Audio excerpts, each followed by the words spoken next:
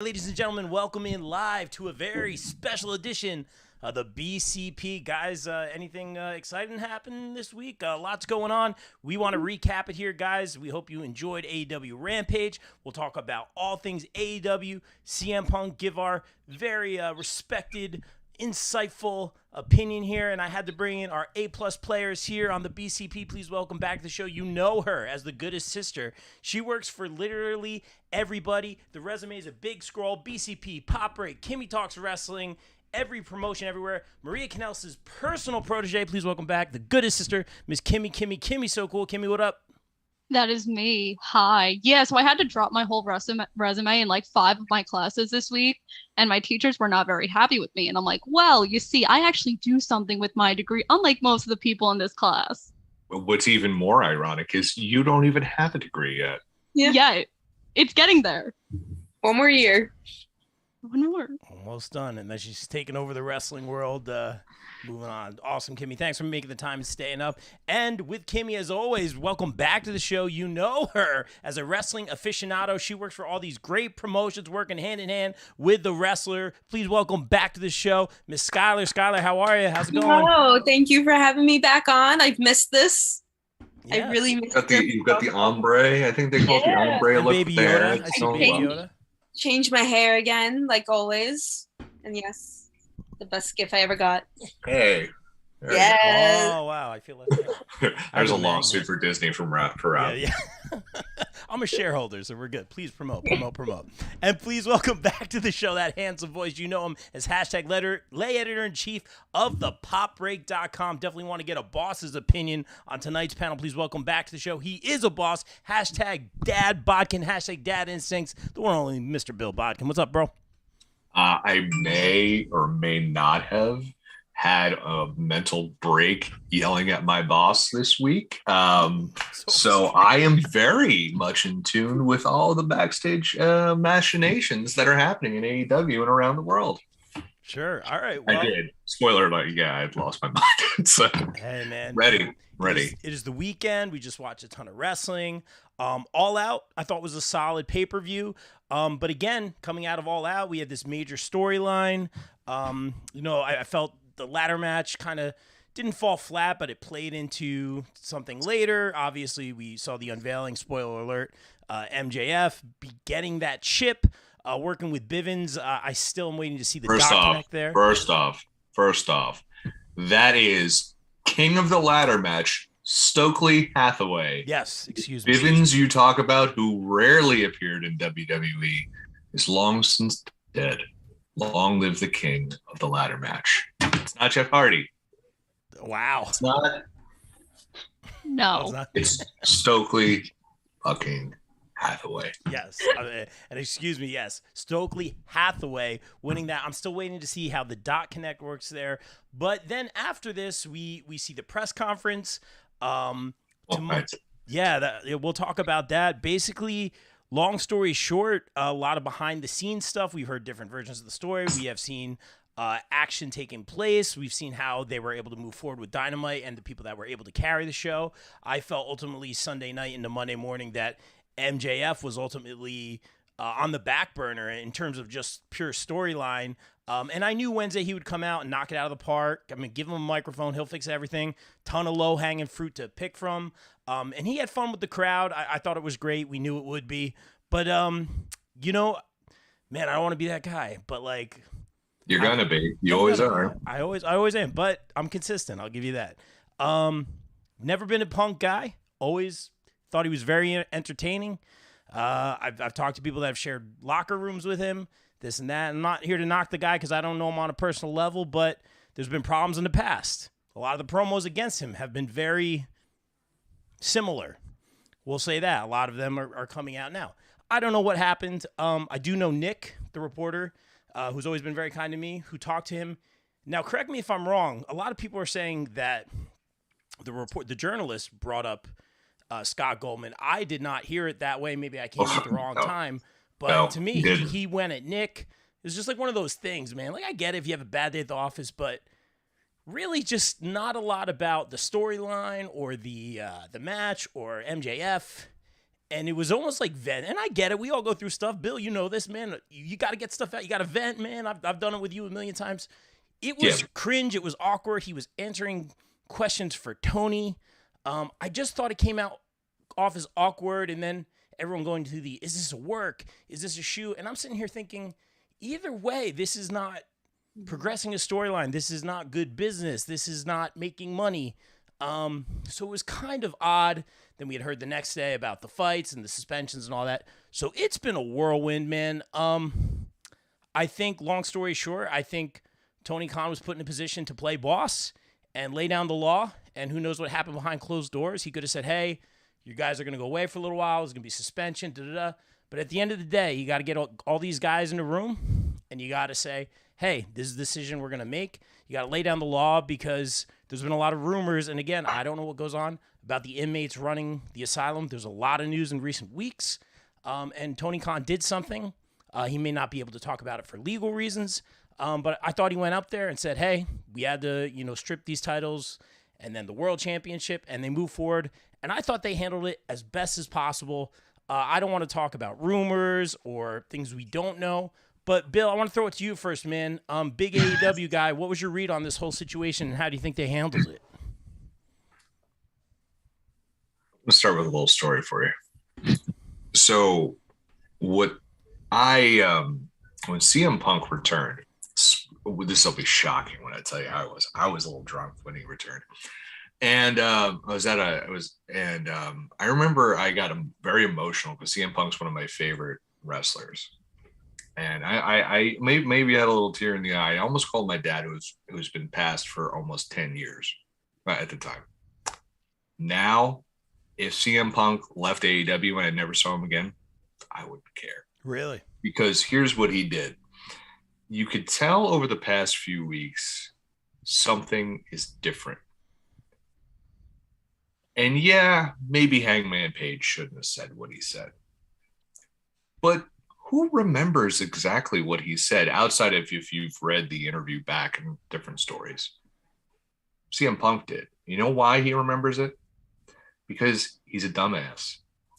And he broke his foot. He even said it in the scrum that he sat there for weeks. So what he did was he just let that stew in his brain for weeks and weeks and weeks. Allegedly, he told someone 2 weeks ago, this press conference is going to be wild. He was never asked a question. He went into this rant. So he was fully loaded. And you know why? My opinion is because he thinks Tony Khan will do nothing to me. I bring in the money. I am the draw. I am the guy. And he thought everyone would have his back. And I'm sure there are people who just don't like the elite, so they'll have his back. But most people don't. I think a lot of people share my opinion of if he's gone, he's gone. It's the Ivan Drago. If he dies, right? And I think that's what we saw. And CM Punk thinks he's this Terry Funk-like veteran, this old man. You know what? I don't know Terry Funk very well, but I can tell you he wouldn't have pulled that shit. Terry Funk would have taken that business and he would have handled it himself. What CM Punk did was he acted like a little boy. He acted like a little bitch. And he did. What was he doing that was constructive there? If that conversation was behind the scenes to Tony Khan, and he's like, I am pissed, and he said all those things. I've had conversations with my bosses throughout the years. Some of them have been very loud, but I try not to do them in front of people. I'm sorry, I have a masculine, deep, rich voice made of rich mahogany that booms through the valleys of Valhalla and back. Sorry, I have a gift from God. But what I'm saying is, in theory, it's behind closed doors.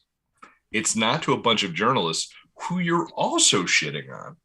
You're also shitting on Tony Khan being like, I'll answer the questions for you, kid. He's also saying you can't pick EVPs and they can't run a target. By the way, running a target, probably a really complicated fucking job. Targets are huge.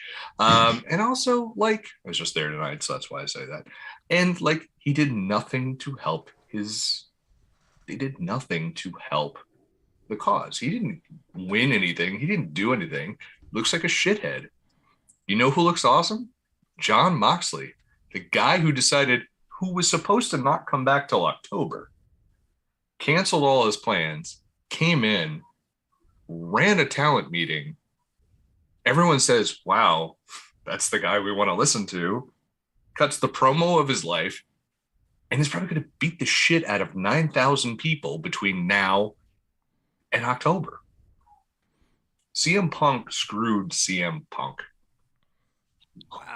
Very well said, Bill. With that, now I'm going to go take a nap. That rich voice. No, that's it. That's all I had.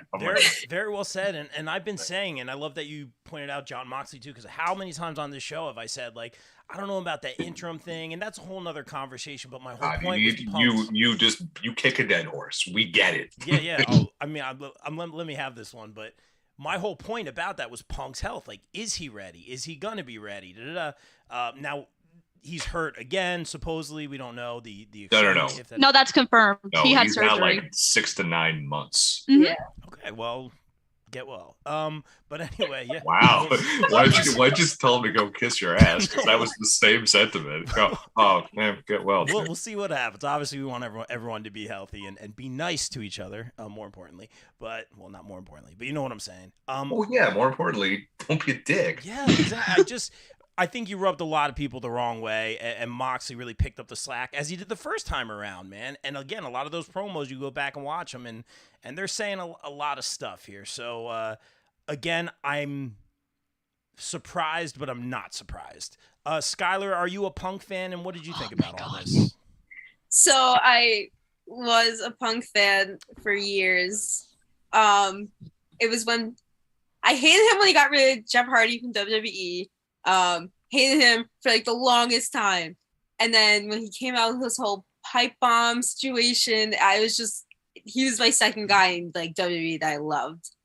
And then when he left, I was devastated. Because then he left, and then AJ left, and that was a whole thing. But no, I was a big Punk fan. And when the rumors were coming that he was coming back and everything, I sat in my living room and just I got so emotional. And now with everything, I'm like, damn, everything was true what they said behind the scenes. Because even though I'm very like into like this part of wrestling and just everything, I hate learning about like backstage politics, because I love wrestling for me to get out of the drama of my own life. Yeah. So yeah. I was never much like, whatever, he's entertaining. I really think he was good in the ring. Like his promos, I love anyone who can shoot a promo. But when he went off at the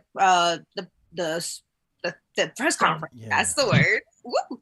I was with my friends. We watched All Out together, and I put it on, and we were just we were laughing because we were like, this is no way is this happening right now. So the fact that he said it without a question even being asked, because I don't think any of them would really ask at that. I feel like they want to try to keep it just to AEW, like on the show kind of situation at those press conferences. It made me really sad, because I was like, damn, I can't, like, that's a really dick move. But I love Moxley. That forever number one guy. When CM Punk left, Moxley, yes. And the fact that he's like became this locker room leader that I always knew he could, that WWE didn't. And it was just the fact that he grew into like this person and won't take no shit and just goes at it. And that promo was amazing. And yeah, I'm disappointed through the whole thing. I love I love drama. Like I'm a big like, ooh, like there's even movie drama going on with like the whole like. That's my Twitter right now. It's just like, don't worry, darling, and CM Punk. I'm a man of culture. I was like, this is a great week, but I'm also like, oh, this like when he said everyone got stripped of a title, I was so shocked because I didn't know it was gonna happen. Honestly, like Tony, like I give credit for Tony like building this company, but I never really seen him be in that position before, so I didn't know what he was gonna do, especially with the EVPs. So it was crazy. Yeah, it's crazy, and like you said, like I could tell he was one of your favorites. It's like I'm not angry, I'm just disappointed. You know what I mean? And I Yeah. think that's kind of like that general feeling. But when you have multiple suspensions and they're all like top guys, it's interesting to see who steps up, man. And that's an opportunity for even mid carders and whatnot to really step up. So that's what I'm always interested to see. Very well said, Skylar. Kimmy, you know a lot of what's going on backstage here, probably more than most of us do. What's your read on this whole situation? My poor phone. It feels like every time I'm in a classroom, it's like, oh my God, this is happening. And I'm like, God damn it. Like, I'm supposed to be paying attention, but no. CM Punk is way more important. It's like day 2 of classes. You don't need to pay attention that much. I mean, yeah, I spent my 3-hour night class texting you the entire time. I ignored it, but yeah. That really did happen. Anyway, so I didn't even plan on watching the media scrum until Bill texted me, CM Punk is going off. And then I tuned in, and then he was eating a muffin. And I was like, what the hell is going on? I mean, that pissed me off even more. I'm sorry. It's just like, if you're gonna make a statement, don't eat a muffin. That just shows like how much you didn't care about people. It's like, oh my, let me chomp on this like, muffin. And it's just like, fuck you, dude. Like, just like, if you're gonna make a point, make a point. It's just like, oh, they're beneath me. I was like, fuck you. Sorry, Kimmy. No, it's fine. Doing her Bella cosplay right now. This is a Las Vegas hat, by the way, and this is a Miz shirt, so it doesn't flow. It's awesome. Get out. Thank you. Already? We're only like 20 minutes in. Wow. Jesus. I didn't even mention Seth Rollins yet. How could you kick me out? Now you can get out. I'm becoming Bill's worst enemy tonight. Jesus. So anyway, back to my whole thing about Punk. So I think the interesting thing is this really shows how Tony Khan is as a boss, because this isn't the first scenario that we've heard that wrestlers are frustrated backstage in AEW.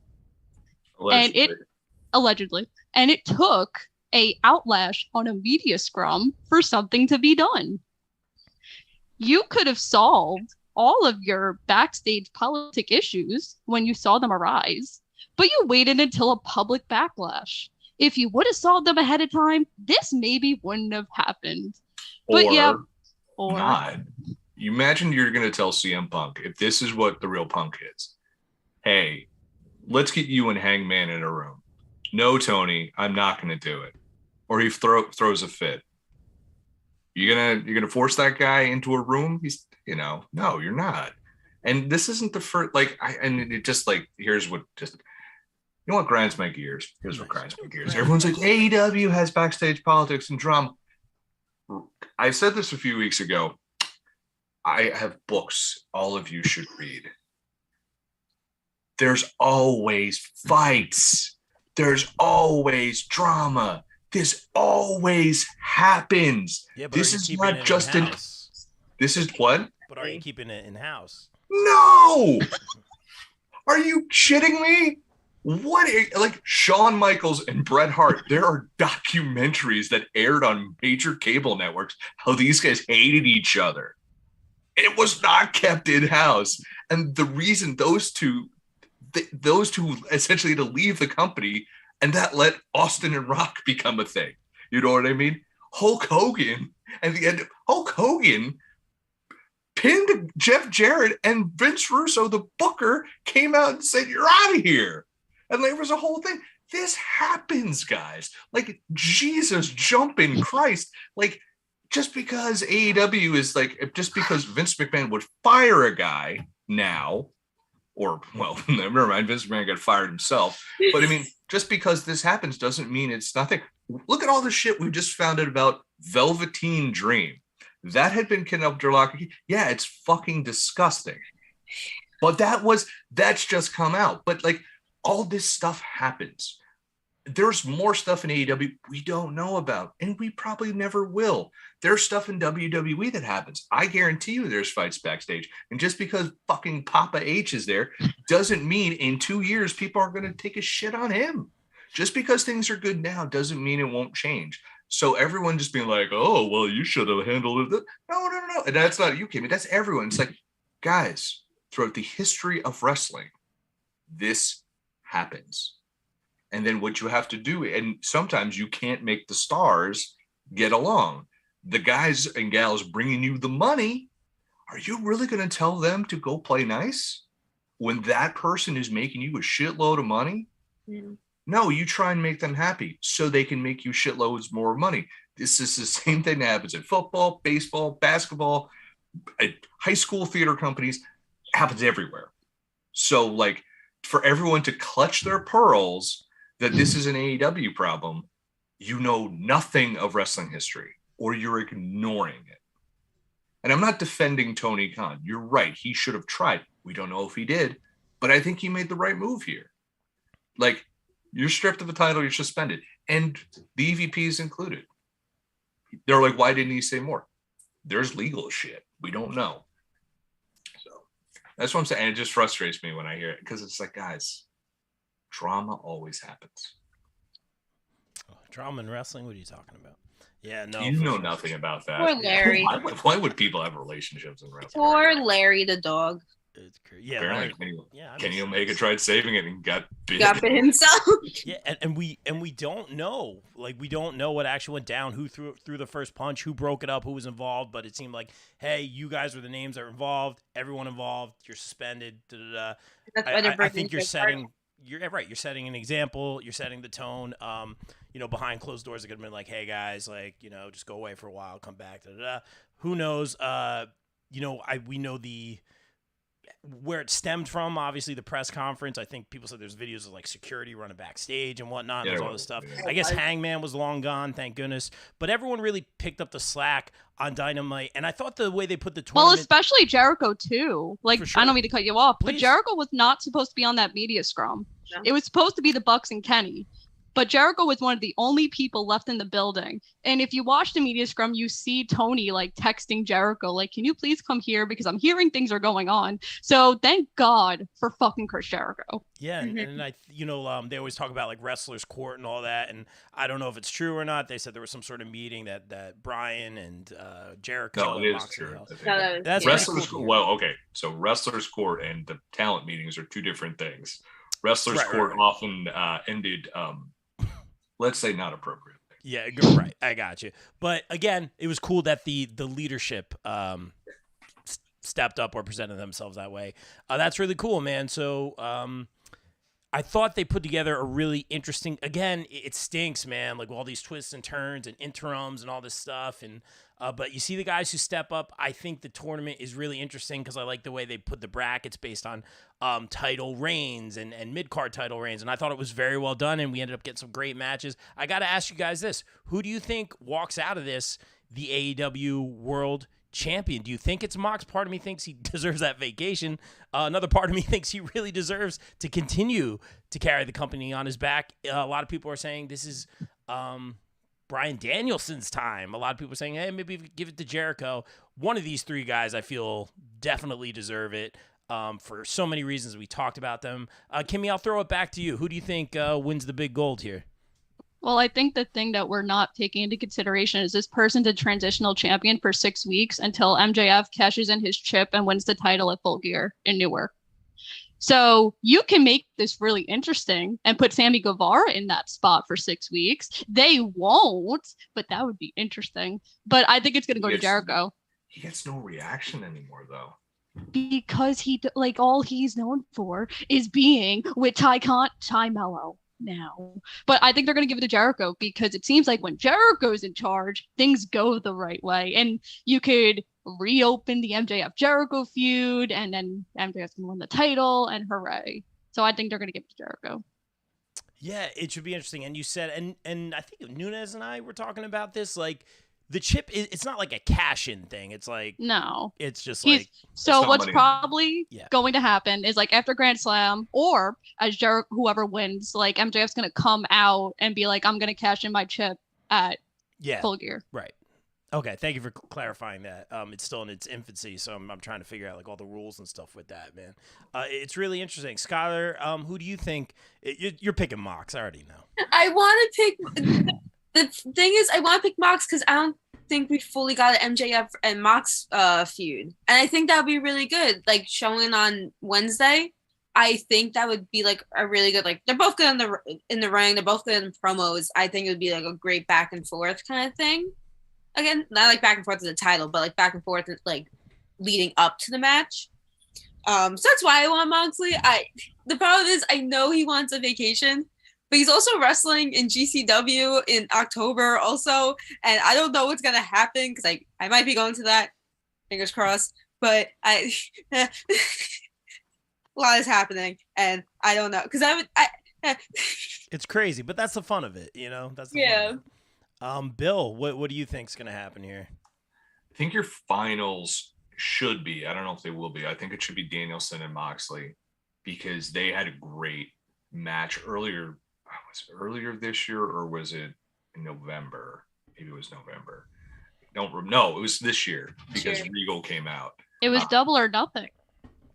No, I don't remember. There's so. Oh no, it was Revolution. It was Revolution because it was earlier this year. They had a great match, and I think they might end up because it's just like they might go Moxley and Jericho, but I think Moxley's going to win because he didn't really get that second run, and I really am still disappointed that he lost at All Out because I thought my idea of just MJF is costing Punk the match with his greatest loss would have been way better, and by the way, would have made him the reaction, I think, at the end of that show where they're chanting for MJF in Chicago against Punk. That I'm sure really stuck in his craw as well, because what doesn't? So yeah, I think it's going to be Moxley because we did have a Moxley MJF like title program that was, I think, for All Out 2020 in Jacksonville. And that's when we first saw Smart Mark Sterling, and it's kind of a forgotten feud because, you know, there was a pandemic. So like we were barely scraping by, but I think this is a different Moxley, a different MJF. So I think it's going to be really good when it does happen. And they're going to put the belt on MJF. Kimmy is right. She is 100% right. And I think it will be at Full Gear in Newark, New Jersey. Yeah, it should be very, very And interesting. what would be even better is if the next week, no, it wouldn't, because that's in Chicago. They can't do Chicago again. But I was gonna say if they did the next show was at the UBS in Long Island where he's always cheered, and that's his victory celebration. I mean it couldn't write itself unless he challenges. No, it has to be at Full Gear. Yeah, they are coming this way. Yeah, Full Gear, and I know the Atlantic City show was just announced for November. So yeah, that would be interesting how Long Island plays into it. Good point, Bill. Real quick, I didn't get to anyone in the chat. Welcome in Dave Gold from the Asylum Wrestling Store. I believe Wrestle Bash 23 may or may not be on the way. We were looking forward to that. We had a great time. And there's something else coming soon too. Doing the Cody right now. Nothing. That's all we get. A little teaser right there. Welcome in Joshua to the chat. Subscribe on YouTube. Thank you guys for tuning in so late. We appreciate it. A lot of people saying John Moxley in the chat. Very interesting. Real quick, rapid fire round here. We got a lot to cover. CM Punk. Say he, or maybe even if he doesn't, say he says, hey, I acted unprofessionally. Hey, I should have conducted even if he's reading it off a piece of paper at this point. I conducted myself unprofessionally. I took it in this direction. Went into business for myself, yada, yada, moving forward. Do you guys want to see CM Punk back at this point, Kimmy? No. Skylar? He's a burden. Okay. If he proves that he's making the work to change, to not be like that anymore, then yeah. If he becomes more likable and more tolerable in the backstage area, yeah. Bill, I think you already made it how you felt earlier. Yeah, but there's a lot of money to be made with an Elite versus Punk and FTR feud. Yeah. And we've already lost how many feuds in AEW. We're not going to get an Undisputed Era versus the Elite feud because, you know, that crazy shooter Bob Fish guy decided not to stick around. But yeah, I think if they can make it work, there's a lot of money to be made in CM Punk as a heel and the Elite as a face. I just don't know if it's going to happen. And it's 9 months from now. If he comes back in 9 months, that reaction might be a lot different. Yeah, we'll see. Something I wanted to talk about real quick, guys. I really enjoyed the Acclaimed match versus Swerve and Keith Lee. It was great. You know the deal. The fact that this is so over, man. Like you knew Billy it was Gunn is over, guys. What? Timmy, Did you predict this in 2022? No. Well, if you didn't predict it, who would have? You know how they make the foam fingers? They're gonna make like the foam. They are gonna do it. They said they were. Sell like hockey. The shirt. I was like, showing my brother. I was like, to be honest, I love the shirt. I would never wear it in public. Never wear that in public. I'm like, but it's like almost like a top seller, and I'm like, if I see one shirt on Staten Island like that, it's over. Well, I think we got to get Nunes this shirt. I think Nunes could rock that, man. He's rocking that schmedium. My God, the barrel chested medium. Yeah, that's I ordered the Acclaimed micro brawlers because I try to get something for everyone we've had on the show, like a figure everyone. So I want to get those, man. So when I get them, I'll show them on here. But very, very cool. I felt. First of all, that match was amazing. I thought Bowen's work in terms of selling the knee, I was in the room with people that literally came up with and trained with and were friends with Bowen's, and they were so invested in this match, and I was so invested. And we were all like, oh, is he hurt? And I think all of us kind of were under the idea that the Acclaim should have won here. Not only, and I get it, the money's in the chase. I get it. Hopefully, I get to see it live at Arthur Ashe. We'll see. That would be great. But the crowd was announced it. No, no, I know. I'm saying hopefully they win. Oh, hopefully they win. I was gonna say. No, Rob, you big dummy. I'm used to it. So I thought the crowd was so hot. I thought they just had them in the palm of their hand. You have the micro brawlers on sale for another couple days. The shirt's the hottest selling thing in terms of money. This is the smart decision. The crowds are at hot, like I said. The kind of miscommunications, not once but twice, by Swerve and Lee. It writes itself. You just had that moment, and I hate waiting. We talked about this on the last podcast. I hate waiting. I get it. The money's in the chase. I hope I get to see it live. But that crowd, man, it just made so much sense, and now you kind of have to. I've talked about this before. Kind of recreate that, which they totally will and can. But I felt that was the time, man, and I felt like that was a big miss there. Not only in terms of not booking necessarily, but in terms of just making money. But that being said, the Acclaimed are money, and they're killing it right now. And selfishly, hopefully, I'll get to see that in person if I go to that. Kimmy's so politely raising your hand. Tell me why I'm wrong. Because I said this on our All Out predictions panel that they were going to win in New York because that's where they're from and they wanted the hometown pop like Daniel Garcia got in Buffalo on Wednesday. Yeah, that was very nice. What a snack, that guy. Damn right. I'm going to disagree. I'm going to respectfully disagree with you, Rob. Thank you. Oh, thank God. Because fuck you, Rob. It's just like because what I said out last week was I was very tired, still am. This was the prove it match for the Acclaim. They're just, can they be more than the New Age Outlaws? Of we are really fun heading to the ring. We could do some plunder matches, but no one's I know people are going to hate me for saying this. No one's confusing the New Age Outlaws for FTR in terms of what they can do in the ring. The New Age Outlaws were, oh, you didn't know? Oh, I can't say it anymore because it's trademark. But, they were all about the music, the entrance. A lot of what the Attitude Era was, the music, the entrance, the presentation. The Acclaimed showed out at that, and I think are only more popular. Now, you heard when Billy Gunn got way over, the crowd got behind the Acclaim more than ever before. And the most important thing that came out of this, because I think this will be a big thing with everyone gone, when Max Caster came out, and he's like about to say something because everyone's like, oh, what's Max Caster going to say now? And then Shane Strickland came out and cut him off. That cemented Swerve as he's going to be a killer heel in AEW. And there's going to be so much. They needed the Acclaim to get over, but they also needed that moment so Swerve can cement that heel turn. He's going to be a top guy within 6 months. He's going to be towards the main event because he's that good. You saw how good he was. And then you're just going to build in a whole Keith Lee program with this. They built like 3 things at the same time with this. So the Acclaimed losing sucks in the short term, but in the long term, the return on investment is going to be huge.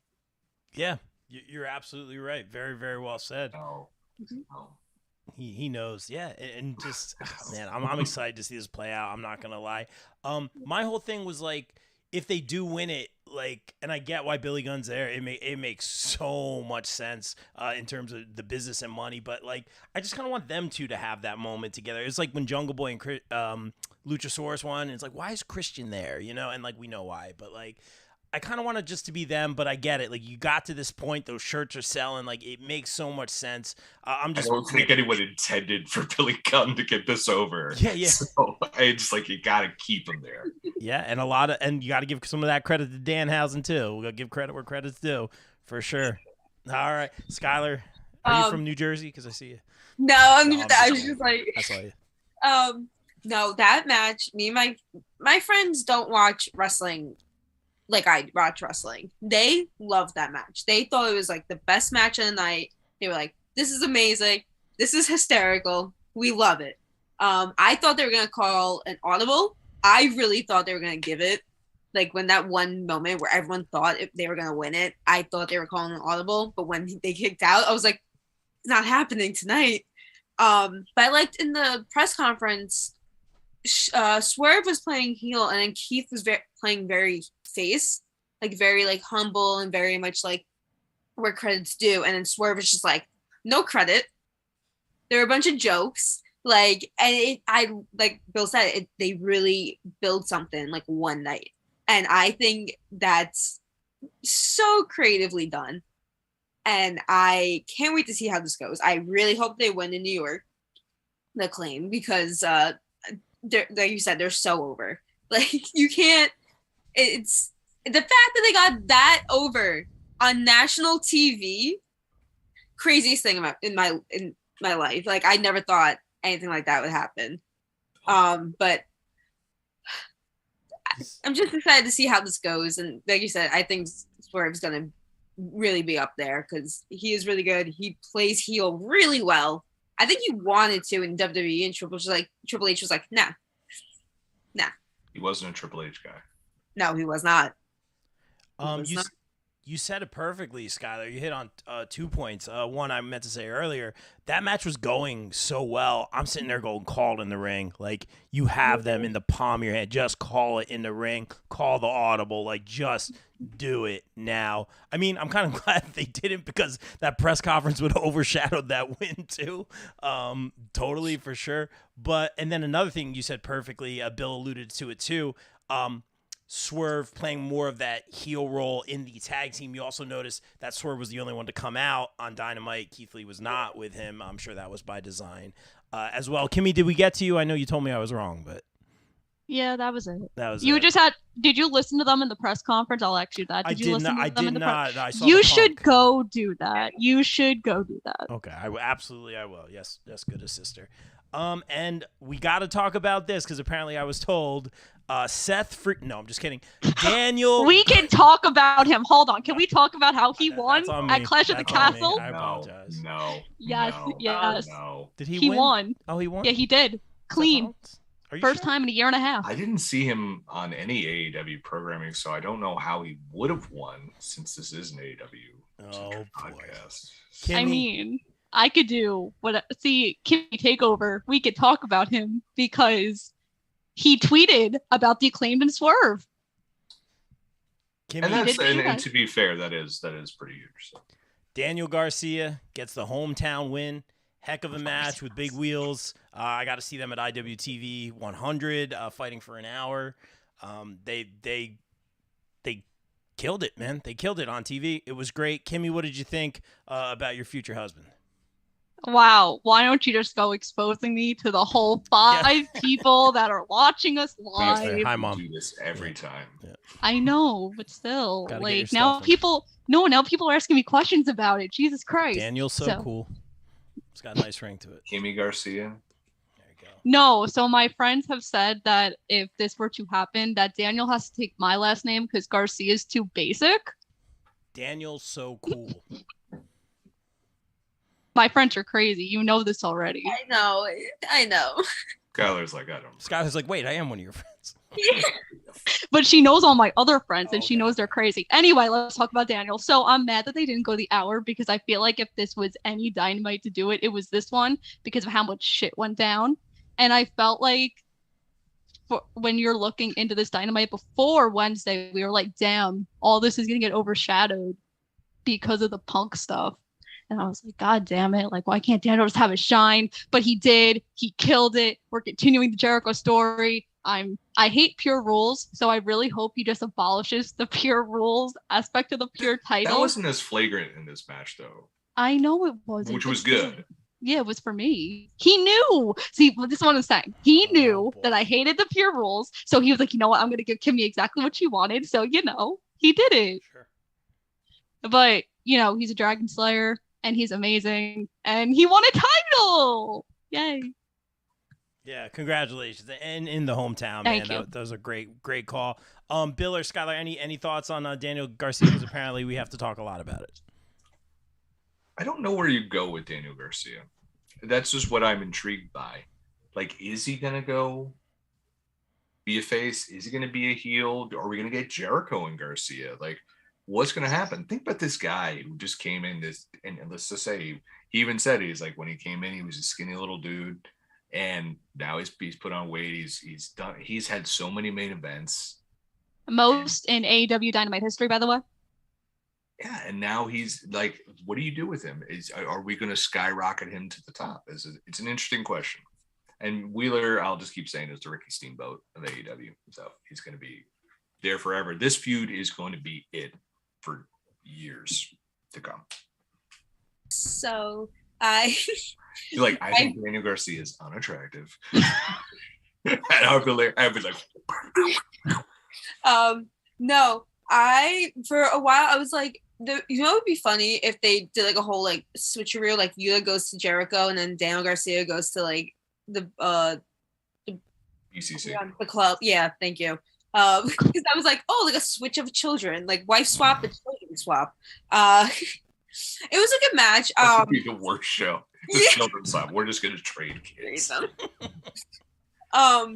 The pure championship, like pure wrestling, not my favorite type of wrestling. It sucks. Yeah, I'm a Jon Moxley fan. We know I love more than just regular wrestling. But it was still good. It was a really, like, they both showcased their skills really well. And I forgot he was from Buffalo, and I was so confused for half a minute. I came home from bowling. Okay, I was sleep deprived. But no, it was really good. I enjoyed it. Like, Daniel Garcia is definitely gonna be a big star. The fact that he's 24, 23, yeah. Oh, he's my age.